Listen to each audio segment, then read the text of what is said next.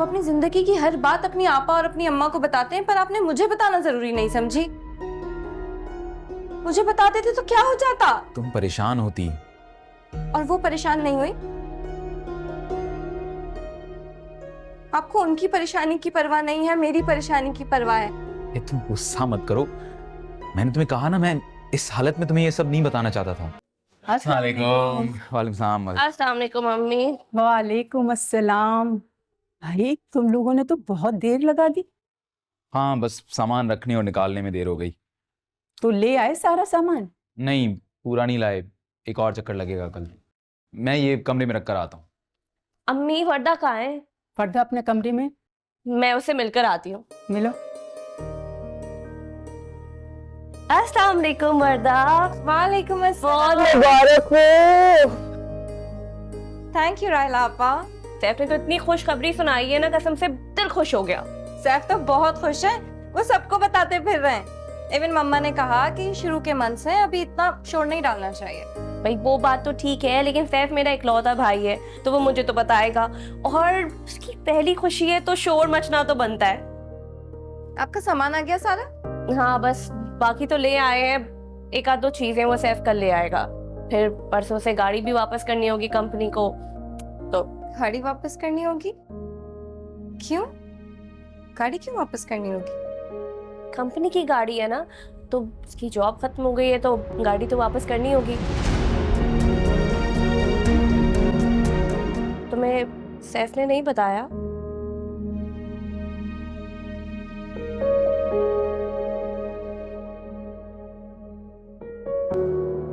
हाँ, वो नहीं बताया होगा। वो तुम्हें परेशान नहीं करना चाहता होगा ना इस हालत में। हाँ, भाग दौड़ में गिर जाओगे।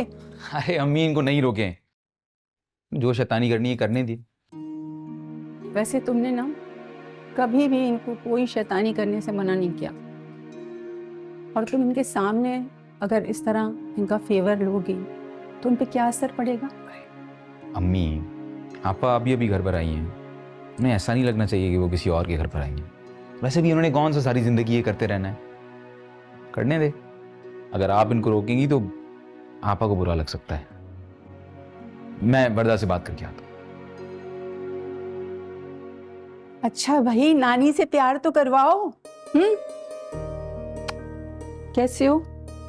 देखो कैसा पसीना आ रहा है। हाँ, अस्सलाम वालेकुम। वालेकुम सलाम।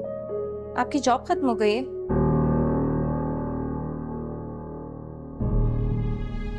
सैफ, मुझे नहीं पता था कि वर्दा को नहीं पता, वरना मैं कभी भी नहीं बताती।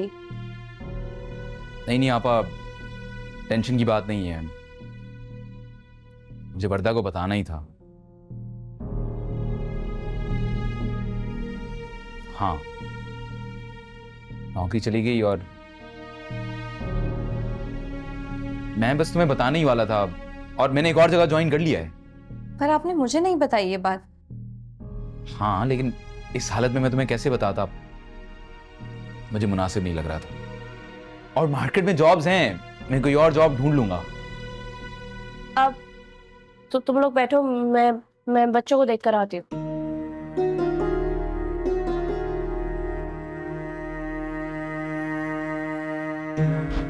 आप अपनी जिंदगी की हर बात अपनी आपा और अपनी अम्मा को बताते हैं, पर आपने मुझे बताना जरूरी नहीं समझी। मुझे बताते थे तो क्या हो जाता? तुम परेशान होती। और वो परेशान नहीं हुई। आपको उनकी परेशानी की परवाह नहीं है, मेरी परेशानी की परवाह है। ये तुम गुस्सा मत करो। मैंने तुम्हें कहा ना, मैं इस हालत में तुम्हें ये सब नहीं बताना चाहता था। गाड़ी भी चली जाएगी अब। हाँ, लेकिन मैं कोई और बंदोबस्त कर लूंगा, और बाइक है ना मेरे पास।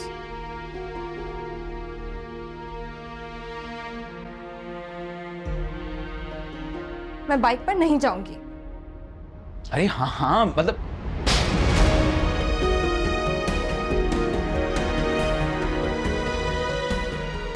अम्मी, मिला ही पर्दा से? अम्मी गलती हो गई मुझसे। क्या हुआ? अम्मी, सैफ ने वर्दा को अपनी जॉब के बारे में कुछ बताया नहीं था। मैंने उसे बता दिया तो वो गुस्सा कर रही थी सैफ पे। तुमने क्यों बताया उसको?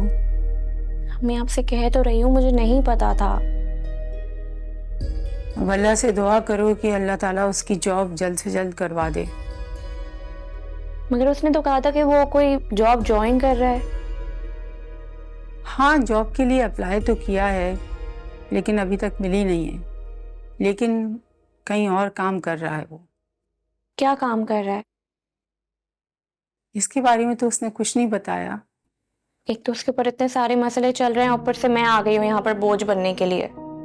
तुम बोझ नहीं हो, बल्कि सैफ के सामने ये वाली बात कहना भी नहीं, उसे बुरा लगेगा। मम्मी, अगर मुझे थोड़ा सा भी अंदाजा होता ना कि उसकी कोई जॉब नहीं है तो मैं कभी भी नहीं आती यहाँ पर। जैसे तैसे गुजारा कर लेती वहां पर। मकान बिक जाता तो तुम किसके साथ जाती? कौन लेकर जाता तुम्हें? साथ छोड़ना वे हमसे जो भूल हुई है, कुछ तो भूलना।